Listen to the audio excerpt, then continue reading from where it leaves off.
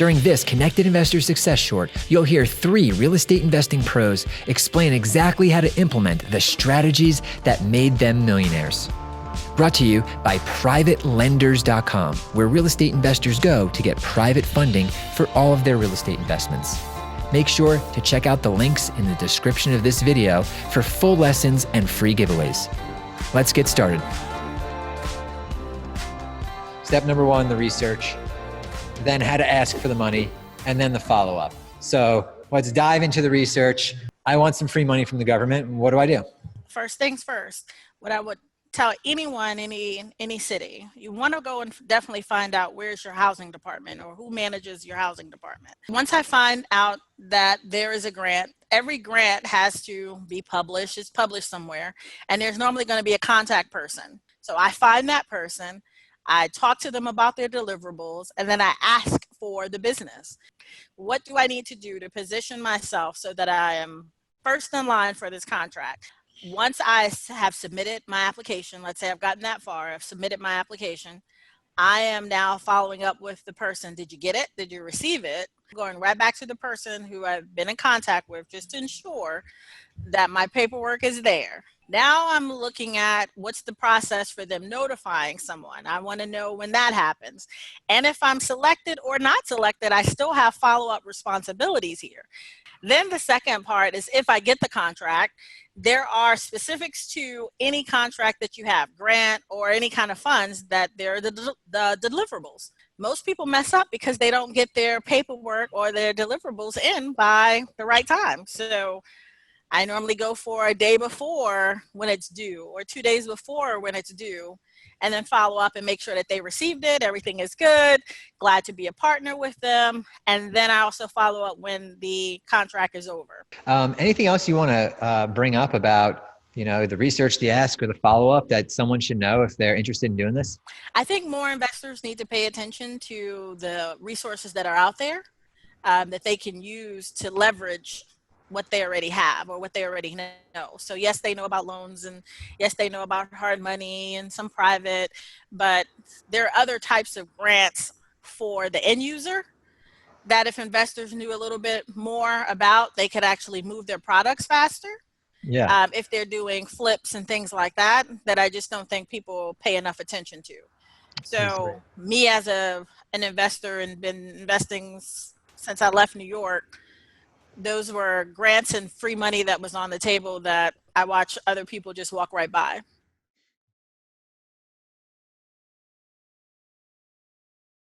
His name is Bob Diamond, and today he's going to explain exactly how to buy your first property at a tax auction.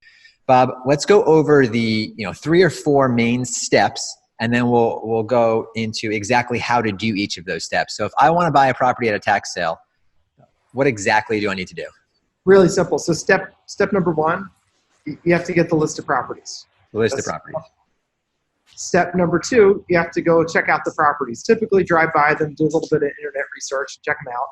And then step 3, bid on the properties. And either that's going to be online or it's going to be in person on the courthouse steps. Those are 3 easy steps. So get the list, see the properties, and go and bid on them. And the last question here, what is the biggest bottleneck to you doubling your business? Me. It's definitely me. It's my mindset and me.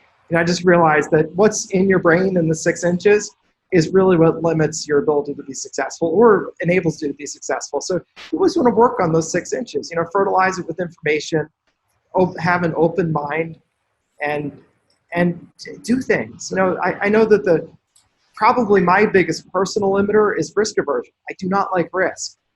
And that's part of my attorney in me. That's why I love the overages business. I'm not putting out money for properties or anything. And, but you have to not be, you have to do something. And, I know that I'll tend to maybe analyze things for a little too long. So I'd encourage you to go out and try things that are within your ability. It's not going to be a big financial disaster if you don't make it, but take the risk of doing things. And sometimes I think the risk is mental, and that, well, what if it doesn't work? I'll feel foolish. Or what if it won't work? My friends will laugh at me. So don't tell them what you're doing. That's the way to handle that, so that you don't have any risk of being embarrassed. But do things, because it's in taking action that we get to our next step. Sometimes you take action and it's like you head off this way And then you realize, no, I should really be going, like, it's like course correction. And it's through those course corrections that we find our successful path in life. But if you never move off where you are, you'll never get anywhere. You contribute a lot of your success both to your education and your innovation. Now, everyone on the line here, if you're listening to this, you obviously believe in education. You know it's important to learn. But innovation, I thought it was really interesting that you put that as one of your top habits you have to become successful. Why would you give innovation so much credit toward your success? I think that in order to be successful and not just getting average results, you have to be innovative. I mean, you have to do things that are different than everybody else is doing. If you do what your 5 friends that make $65,000 a year each do, then guess what? You're probably going to make $65,000 a year each, and that's what you're going to make also. So yeah, you have to do something a little bit different. You have to do something maybe out of the box compared to what your friends do with their standard jobs. And that's why I think you have to be innovative. And the breakthroughs that I've had financially have been from being innovative and been from doing things that are a little bit different. Whitney, let's go ahead and jump right into it. Before we hit the record button here, we kind of high level broke down the 3 main steps we're going to be talking about today into the verbal agreement, the contract, and paying off the contract, executing. And I liked how you broke down step 1 is the verbal agreement. Can you go ahead and tell me why you thought that was the most important part of getting started in this? Well, you have to know where you want to go. That's super important. That's our first, it's not even binding, but that's our first mental agreement together. And once we've crossed that barrier, it's easier to take it to the written contract. Now you're moving into step 2, getting it under contract. Is that something you're doing, or do you kind of have them just go to the attorney's office? Or I always like to do the contract myself, and then I'll meet them at the attorney's office. The written contract is really just a chance for the conversation to continue. I don't want it to be this great buildup where you're like sick to your stomach thinking, oh, I gotta write this contract now. No, we're just filling in some blanks on a piece of paper. My papa told me that paper lay there and let you write whatever you want to on it. You can even print off a new one if you mess up. All right, let's talk about paying off the contract. Yes, do what you say you're going to do. People always want to say, well, what if something happens and you don't do it? Well, keep your word. That's how you're going to stay in business since 1939. If you get it amortized over 30 years, you get 360 months to pay this thing off. Even if you agree to balloon it in 15 years. If you do it in 10 years, these sellers are going to think you're a superhero. Whitney, you contribute a lot of your success to your decision to ask yourself in 5 years, will I regret not taking this opportunity? So kind of walk me through why you think that's played such a big role in your success. I think that really pulls you through the rough moments. Like, where do you want to be in 5 years? Not just, I'm scared to death and don't know what I'm doing right now. We all go through that. But do you want to look back in 5 years and say, man, what could have been? And that really pulls me through those valleys that we all go through. And I don't want to get to 5 years from now or 50 years from now and say, I could have helped more people. I could have done more deals, or I could have talked on more shows, or who did I leave out by holding myself back? And I don't want to leave anybody out.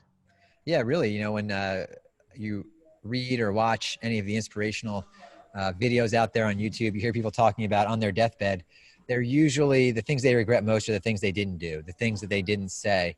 And on the last show, I said something that kind of, I surprised myself. I said, you will fail your way to success, right? Every successful person has a trail of failure behind them, but they look at it as learning experiences, not as failing. So it's great just to get in there, not be scared, and make it happen. So thanks for sharing that with us. You can also throw your name into a drawing to win our $3,000 software called PIN that pinpoints all of the best deals in any market and all of the most active buyers and private lenders as well. So it's the one piece of software you need to find any type of deal, whether it's an apartment complex or a single family house. If you're looking for it, it's inside PIN, and we're going to give it to one of our lucky listeners who visit exactlyhow.com. If you're watching this live, go ahead and go there right now. We haven't picked the name yet. Throw your name into the hat and you might be walking away with this software.